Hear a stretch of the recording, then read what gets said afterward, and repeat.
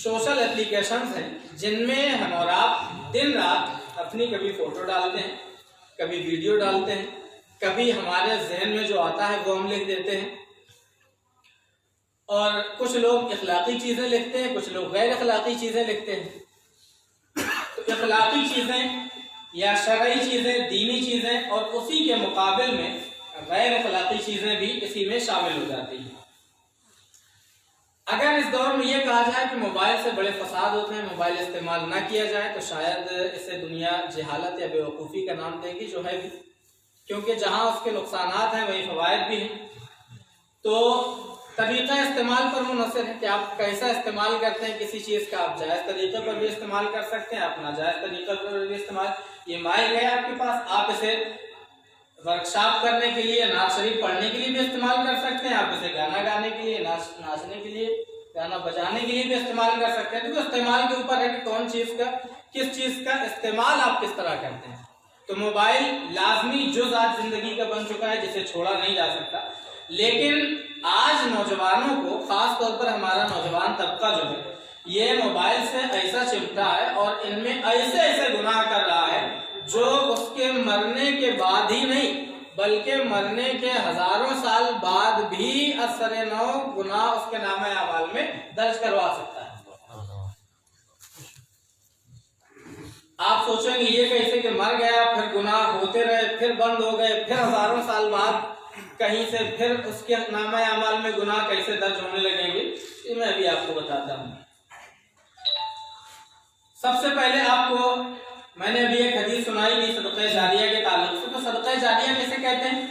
सदक़े जारिया की जब आप देखते हैं तो सदक़े जारिया में इस्तिमरार होता है। सदक़े जारिया में कोई काम ऐसा करते हैं जैसे आपने मस्जिद तामीर कर दी या मस्जिद की तामीर में मदद कर दी, तब सदक़े जारिया है आपके लिए। जब तक वो मस्जिद कायम रहेगी तब तक, या उस पर नमाज पढ़ी जाती रहेगी, उसमें तिलावत की जाती रहेगी, तब तक आपके नामे अमाल में उसका सवाब लिखा जाता रहेगा, चाहे आप दुनिया में हो या मिट्टी के नीचे दब चुके, आपके नामे अमाल में उसका सवाब लिखा जाता रहेगा। आपने किसी बच्चे की तालीम में मदद कर दी, एक बच्चा मदरसे में पढ़ रहा था, आपने उसके अखराजात बर्दाश्त कर लिए। आपने कहा कि एक बच्चा हिफ्ज़ कर रहा है, उसका जितना सालाना खर्च होगा वो हम देंगे मदरसे में। वो बच्चा हाफ़िज़ कुरान हुआ और फिर उसके बाद उसने पढ़ाना शुरू कर दिया, वो आगे गया, लोगों को सिखाया। मिसाल के तौर पर अगर हम अपनी बात ले लें तो हमने पढ़ा, हमारे पढ़ने में जिन असातिज़ा की मेहरबानियाँ हैं, मेहनतें हैं, मशक्क़तें हैं, उसके बाद तकरीबन 6 साल से हम तालीम दे रहे हैं। 6 साल से तालीम के अरसे में सैकड़ों तलबा को तालीम दी और उनमें से आज बहुत से ऐसे तलबा हैं जो कई बड़े मदारिस में लोगों को तालीम दे रहे हैं। सबसे पहले मुंबई में हमने दर्जा फजीलत तक पढ़ाया और दर्जा फजीलत ही की घंटियां दी गई थी। तो बड़े बड़े फारगीन टाइप के, हमसे ज्यादा उम्र के तालिब इल्मों ने हमसे पढ़ा और उसके बाद आज वो मुतादिद जगहों पर पढ़ा रहे हैं, उनके शागिर्द पढ़ाएंगे, उनके शागिर्द पढ़ाएंगे और किसी न किसी में कोई ना कोई एक पढ़ाता ही रहेगा। आज हम यहाँ तकरीर कर रहे हैं 100 लोगों के दरमियान, यही 100 लोगों में से जो बातें आज हम कह रहे हैं वो किसी 10 ने भी अगर पास आउट कर दी दूसरे की तरफ, तो वो 10 लोगों में से किसी एक ने एक महफिल में फिर बयान कर दी। इस तरीके से ये सिलसिला अगर क़यामत तक चलता रहेगा तो हम मर करके मिट्टी में मिल जाएंगे, मिट्टी के नीचे दब जाएंगे, लेकिन हमारे नामे अमाल में सवाब मिलता रहेगा। या जिन लोगों ने हमारी तालीम में मदद की थी उनके नामे अमाल में भी सवाब दर्ज होता रहेगा। ये है सदक़े जारिया। मस्जिद में आपने तामीर में मदद कर दी, वो मस्जिद जब तक कायम है आपके नामे अमाल में सदक़े जारिया है। आपने पानी का इंतजाम कर दिया या आपने किसी और चीज़ का इंतजाम कर दिया, किसी गरीब को कपड़े पहना दिए, तो जब तक वो उससे फ़ायदा हासिल करेगा तब तक आपके लिए सदक़े जारिया है। तो सदक़े जारिया इसे कहते हैं। ये जो हदीस मैंने पढ़ी थी मुस्लिम शरीफ की हदीस है। तो सदक़े जारिया बुनियादी तौर पर आप समझे तो एक नेटवर्किंग कंपनी की तरह होता है। आपने देखा होगा कि बहुत सारे लोग आते हैं आपके यहाँ और जोड़ते हैं कि आप 10 बंदों को जोड़ दीजिए और वो 2-2 हज़ार का सामान खरीद लेंगे और उसके बाद फिर उन 10 पर लाजिम होता है कि वो 10-10 बंदों को जोड़ें। इसी तरीके से सिलसिला चलता जाता है और हर बंदा जितना फायदा कमीशन का जितना फायदा एक आदमी हमें मिलता है, हमने 10 को जोड़ा है, उन 10 का हमें मिलता है और इसी तरीके से 100 लोगों तक हो गया तो उन 100 लोगों का अकेले प्रॉफिट जितना 100 लोगों को मिलता है उन सब 100 लोगों के बराबर प्रॉफिट उस एक अकेले फाउंडर को पहुंचता है जिसने उस कंपनी का, नेटवर्किंग कंपनी का बुनियाद रखी है, फाउंडेशन किया है। तो ये उसके लिए माल है जो जारी है, उसका फायदा जितने कंपनी में लोग जुड़ते जाएंगे, जो 2-2000 का माल खरीदते जाएंगे, उससे जो मुनाफा होगा, जितना एक आदमी के आपके हिस्से में कमीशन आएगा, जितना 100 लोग अगर जुड़े हैं 100 लोगों का होगा, उतना 100 के बराबर उस एक आदमी का कमीशन होगा जो उसका फाउंडर होगा। तो इस तरीके से जैसे नेटवर्किंग कंपनियां काम करती हैं, ऐसी सदका जारिया काम करता है। जितने लोगों तक पहुंचता जाएगा, जितने लोग उस पर अमल करते जाएंगे, उन सब का सवाब उस काम करने वाले तक पहुंचता जाएगा जिसने वो सदका जारिया किया।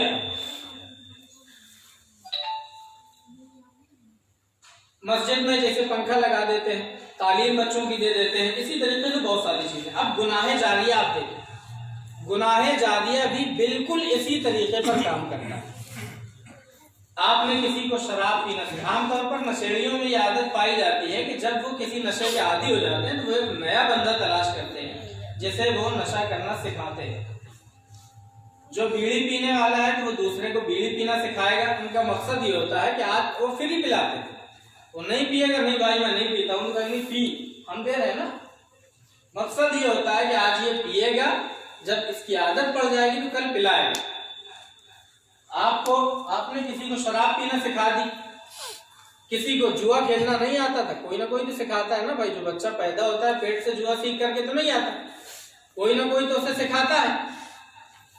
अब उसने उसको जुआ खेलना सिखा दिया, किसी ने शराब पीना सिखा दिया, किसी ने लड़कीबाजी सिखा दी, किसी ने कुछ और सिखा दिया, किसी ने जैसे इस तरीके की महफिलें ईजाद होती है ना नए साल में, जिसमें नाच भी होता है, गाना भी होता है, शराब भी होती है, जुआ भी होता है, ज़िना और बदकारियां भी होती हैं, जिसमें तमाम खुराफातें होती हैं।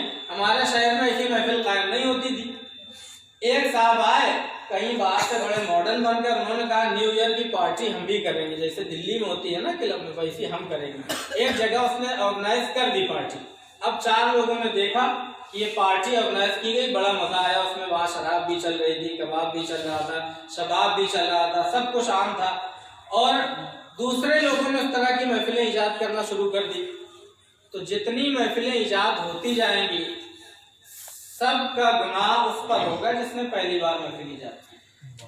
भले आपसे उनका कोई ताल्लुक ना हो, आपकी महफिल से इंस्पायर होकर, आपकी तकरीब से इंस्पायर होकर उसने अगर तकरीब का क़याम किया है तो उसमें जितने लोग शामिल होंगे और जितनी बदकारियां करेंगे, जितने गुनाह करेंगे, उन सारे गुनाहों का अजाब जितना उनको मिलेगा, उन सब के बराबर एक साथ जमा की जाए, वो इस ईजाद करने वाले को मिलेगा जिसने पहले इसे महफिल कायम की।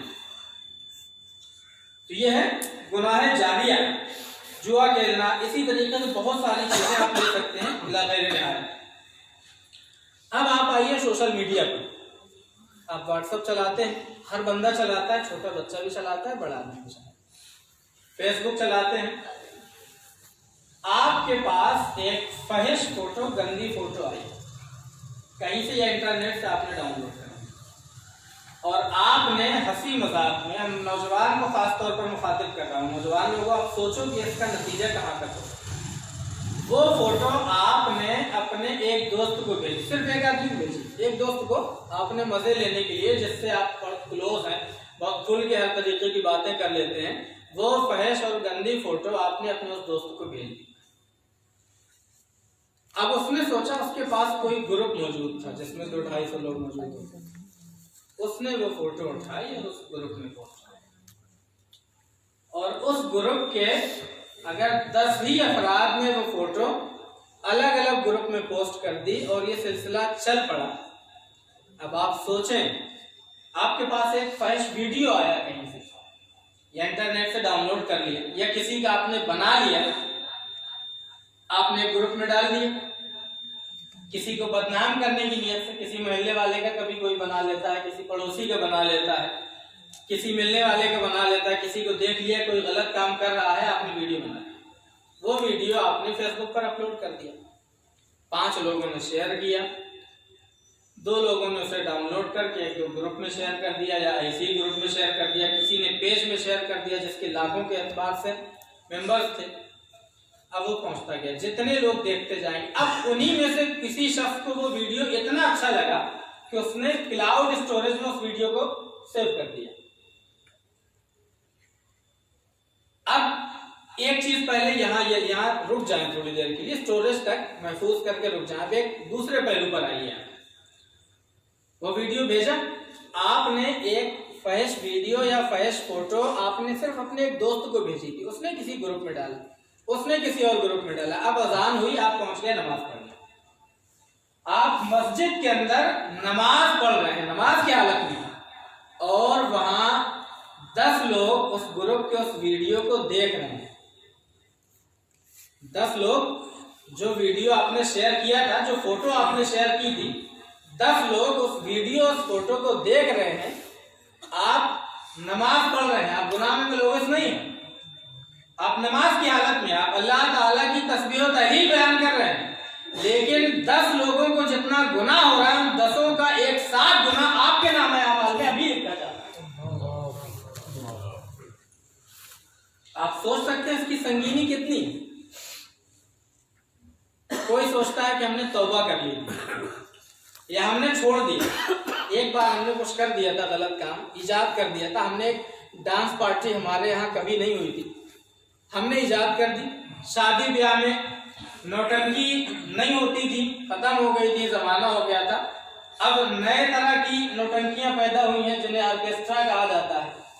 किसी ने शादी में ऑर्केस्ट्रा करवा दिया, अब उसके बाद सिलसिला चल निकला, इसके यहाँ हुआ था, दूसरे के यहाँ शादी उसने भी करवाया, तीसरे के यहाँ शादी उसने करवाया, आपने 1 साल पहले कराया था, 2 साल पहले करवाया था। अब आप मस्जिद में नमाज अदा कर रहे हैं, अब आप कुरान की तिलावत कर रहे हैं, कोई दूसरा आपको देख करके ऑर्केस्ट्रा करा रहा है, तो जितने लोग वहां वो नाच गाना देख रहे हैं, जितना गुनाह उन सबको इंफरादी तौर पर मिल रहा है, उतना सब आपके नाम अमाल में होगा, अगरचे आप मस्जिद के अंदर तस्बीह पढ़ रहे हैं, तहलील पढ़ रहे हैं। आप सोच सकते हैं इसका कितना नुकसान है। ये गुनाह जालिया है। आप ये भी सोच सकते हैं कि हम ऐसी फेंक रहे हैं, ऐसा कैसे हो सकता है। ये सिर्फ लफाजी है, समझा दिया जा रहा है कि इस तरीके से गुनाह जारी हो जाता है, ये लफाजी नहीं है। आइए हदीस पाक में अल्लाह के रसूल सल्लल्लाहु अलैहि वसल्लम ने इरशाद फरमाया, हज़रत अब्दुल्लाह बिन मसूद रज़ियल्लाहु तआला अन्हु फरमाते हैं, क़ाला रसूलुल्लाह सल्लल्लाहु अलैहि वसल्लम ला तक़्तुल नफ्सुन ज़ुल्मन इल्ला काना अला इब्न आदम अल-अव्वल किफ़्लुन मिन दम लिअन्नहु कान अव्वलु मन सन्नल क़त्ल। ये बुखारी शरीफ की भी हदीस है, मुस्लिम शरीफ की भी है, मुस्नद अहमद, निसाई, इब्न माजा, कई हदीस की किताबों में मौजूद है। अब इसका माना आप देखें, इब्तिदाए इस्लाम का ज़माना था, हज़रत आदम अलैहिस्सलाम के बाद इंसानी नस्ल की इब्तिदा हुई थी, और उस वक्त हज़रत आदम अलैहिस्सलाम बाहयात, हाबिल और काबिल का वाक़या आपने सुना होगा, दोनों आपस में सगे भाई थे। उससे पहले दुनिया में इंसान कत्ल नहीं किए जाते थे, कोई मारा नहीं जाता, आपसी रंजिश हुई उनमें से, वो लंबी बहस उसमें नहीं जाना चाहता मैं। तो काबिल ने हाबिल को पत्थर पहाड़ से धक्का दे दिया, वो नीचे बैठा और वो मर गया, कत्ल हो गया, इंतकाल हो गया। तो हदीस पाक में अल्लाह के रसूल सल्लल्लाहु अलैहि वसल्लम इरशाद फरमाते हैं, जो मैंने अभी पढ़ी है, कि जब भी कोई इंसान जुल्मन कत्ल किया जाएगा, जब भी कोई इंसान नाहक कत्ल किया जाएगा, उसका गुनाह किसको जाएगा? उसका गुनाह काबिल को जाएगा। क्यों? क्योंकि सबसे पहले ये काम ईजाद उसी ने किया, इससे पहले किसी ने नहीं किया। हदीस पाक है कि जब भी दुनिया में कोई नाहक कत्ल किया जाएगा, इसका गुनाह काबिल को जाएगा। अब आप सोच सकते हैं कि काबिल के मरे हुए कितने दिन हो गए हों? हजरत आदम अलैहिस्सलाम बाहयात थे, दुनिया की इब्तिदा थी, और कब उनका इंतकाल हो गया होगा। लेकिन आज भी अगर कोई नाहक कत्ल करता है, किसी शख्स को ऐसे कत्ल कर देता है जो कत्ल का मुस्तहिक नहीं था, तो उसका गुनाह काबिल को पहुंचता है।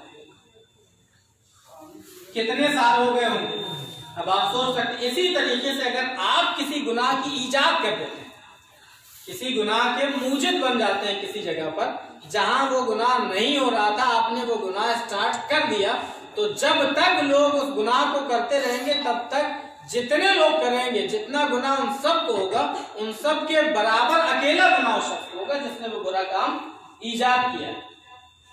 तो खास तौर पर सोशल मीडिया पर आज मैंने क्लाउड की बात की थी, क्लाउड में सेव करके छोड़ देते हैं। आप मर गए, किसी ने अपनी गूगल ड्राइव के स्टोरेज में या क्लाउड के स्टोरेज में कोई चीज रख दी। अब आपके मरने के 100 साल बाद, 50 साल बाद, 1000 साल बाद कोई इंटरनेट का माहिर पैदा हुआ, उसने खोज के कहीं से निकाल लिया, फिर वो सिलसिला चल पड़ा आगे, फिर आपके नामे अमल में गुनाह दर्ज होना शुरू हो गए। तो ये चीजें जो लोग मोबाइल इस्तेमाल करते हैं, सोशल मीडिया का इस्तेमाल करते हैं, वो खास तौर पर ये चीज ध्यान में रखें। हमारे नौजवान तबके के बच्चे हों या हमारे बुजुर्ग हों, जो हंसी मजाक में कभी कोई तफरीहन कोई चीज भेज देता है, कोई अजीब चीज दिखाई दी, कोई चीज तो चलो इससे मजाक कर लेते हैं, थोड़ा हमारा दोस्त है, बहुत अच्छा हंसी मजाक चलता है, उसको भेज दें। आपने उसको भेजा और उसने किसी और को भेजा। ये सिलसिला हंसी मजाक में भी फेसबुक, ट्विटर, किसी भी सोशल नेटवर्किंग साइट पर आप कोई ऐसा काम मत करिए, कोई ऐसी चीज पोस्ट मत करिए जो आपके लिए गुनाह जारिया हो। आपके नामे अमाल में है, आपके जिंदगी में भी, आप मस्जिदों में हो तब भी आपके नामे अमाल में गुनाह दर्ज हो रहे हो, आप मसाजिद में हो तब भी, मदारिस में हो तब भी, मकाबिर में हो तब भी, और खानकाहों में हो तब भी आपके नाम पर गुनाह दर्ज हो रहे हैं, क्योंकि कोई ना कोई इसमें मुलव्वस है। ऐसा कोई भी काम सोशल मीडिया पर खास तौर पर और अमली जिंदगी में भी आप कोई ऐसा काम ना करें।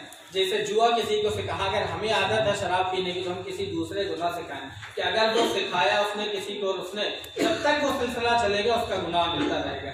इसी तरीके से कोई भी बुरी चीज कभी भी हम किसी को ना सिखाएं, अच्छाइयों का हुक्म दें और हम बुराइयों से रोकें। बुराई फैलाने के ताल्लुक से तो अल्लाह रब्बुल इज्जत ने हमें ये हुक्म फरमाया है, इन्नल लज़ीना युहिब्बूना अन तशियअल फाहिशतु फिद्दीन आमनू लहुम अज़ाबुन अलीमुन फिद दुनिया फिल आखिरह। आवाज थोड़ी कम करवा दें, बार-बार सीख रहे। जो लोग मुसलमानों में बेहयाई फैलाते हैं, फैलाने के आरज़ूमंद रहते हैं, उनके लिए दुनिया और आखिरत में दर्दनाक अज़ाब है। अल्लाह रब्बुल इज्जत सब जानता है जो तुम नहीं जानते। तो बेहयाई फैलाना, कोई बुरी चीज फैलाना, ये अल्लाह रब्बुल इज्जत ने हमें वैसे ही मना फरमाया है, कुरान मुक़द्दस इससे मना फरमाता है। और फिर खास तौर पर एक तो हम बेहयाई फैलाएं और ऐसी बेहयाई फैलाएं जो हमारे लिए गुनाह जारिया का जरिया बन जाए, जो हमारे मरने के बाद भी हम एक काम कर रहे हैं लेकिन हमारे पीछे 10 लोग, 20 लोग, 100 लोग वो गुनाह कर रहे हैं, तो हमारी नेकियां अकेले की हैं और गुनाह हम कितने लोगों के मोल लिए ले रहे हैं। और इसी के मुकाबले में अगर आप भलाई का हुक्म देते हैं तो उसके बड़े फवायद हैं। अगर आपने किसी को अच्छा काम सिखा दिया, अच्छी तालीम दे दी, अच्छी तरबियत दे दी, तो हदीस पाक आप मुलाहिजा फरमाइए कि अच्छे काम के क्या फवायद हैं। हजरत अबी मसूद बदरी रज़ियल्लाहु ताला अन्हु फरमाते हैं कि नबी करीम सल्लल्लाहु अलैहि वसल्लम के पास एक शख्स आया और उसने आपसे सवारी तलब की। उसने कहा कि मैंने अपनी सवारी का जानवर खो दिया, मेरे पास कुछ है नहीं, आप मुझे सवारी का कोई जानवर दे दीजिए। तो नबी करीम सल्लल्लाहु अलैहि वसल्लम फरमाते हैं कि मैंने उसको एक शख्स की तरफ रहनुमाई कर दी कि तुम फलां साहब के पास चले जाओ, वो तुम्हें सवारी का इंतजाम कर देंगे। वो शख्स वहां गया और उन्होंने सवारी का इंतजाम कर दिया। फिर अल्लाह के रसूल सल्लल्लाहु अलैहि वसल्लम इरशाद फरमाते हैं, मन दल्ला अला खैरिन फलहु मिस्लु अजरि फाइलिही औ क़ाला आमिलिही क़ाला अबू ईसा हाज़ा हदीसुन हसनुन सहीह। फरमाते हैं नबी करीम सल्लल्लाहु अलैहि वसल्लम इरशाद फरमाया, जिसने किसी भलाई की तरफ रहनुमाई कर दी तो उसको उतना ही सवाब है जितना उस भलाई को करने वाले को सवाब है। अगर आप बुराई की तरफ रहनुमाई करते हैं तो जितना बुराई करने वाले को गुनाह होता है उतना ही आपको भी गुनाह होता है। और अगर आप किसी को भलाई की तरफ मोड़ देते हैं तो जितना वो भलाई करेगा, अब आप सोचें कि आप कुरान की तिलावत नहीं कर पा रहे हैं किसी वक्त की वजह से, आपके पास, आप कारोबार में बिजी हैं, आप इतने लगे हुए हैं और आपने एक तालिबे इल्म को पढ़ा दिया, उसे कुरान की तिलावत करना सिखा दिया, अब वो मदरसे में बैठ करके कुरान की तिलावत कर रहा है और आपने उसके सिखाने में मदद की है, तो आपके नामे अमाल में सवाब दर्ज होता रहेगा, भले आप अपनी दुकान में बैठे अपना काम करते हैं। तो भलाई का ये मामला है, और भलाई का हुक्म देना और बुराई से रोकना यही तो उम्मत मुस्लिमा का खासा है। कुरान मुक़द्दस में अल्लाह रब्बुल इज़्ज़त इरशाद फरमाता है, कुंतुम खैरा उम्मतिन उखरिजत लिन्नास तामुरून बिल मारूफ व तनहौना अनिल मुनकर, तुम बेहतरीन उम्मत हो जो लोगों के लिए जाहिर किए गए हो, तुम लोगों को भलाई का हुक्म देते हो और बुराई से रोकते हो। तो भलाई का हुक्म देना और बुराई से रोकना ये उम्मत मुस्लिमा का बुनियादी फरीज़ा है। और वही उम्मत मुस्लिमा अगर खुद बुराई फैलाने वाली बन जाए तो बताइए कि आपने वो मकसद वजूद में अपने बुनियादी फरीज़ा में कहाँ तक अमल करना। तो हम और आपको ये चाहिए कि हम लोग जहाँ कहीं भी कोई काम ऐसा करें तो कोशिश ये करें कि हमारा कोई भी काम ऐसा ना हो जो शरीयत के खिलाफ हो या जो हमारे लिए गुनाह का जरिया बन जाए या गुनाह जारिया का जरिया बन जाए। खास तौर पर सोशल मीडिया इस्तेमाल करने वाले हजरात से मेरी गुजारिश है, नौजवानों से, कि ऐसी कोई भी तस्वीर, कोई भी पिक्चर, कोई भी टेक्स्ट मैसेज, जरूरी नहीं है कि तस्वीर या वीडियो ही हो, कोई टेक्स्ट मैसेज भी ऐसा होता है जिसका पहुंचाना गुनाह हो।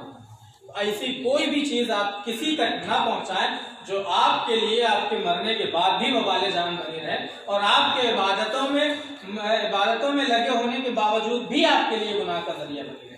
तो इन चीजों से आप हजरात मुकम्मल तौर पर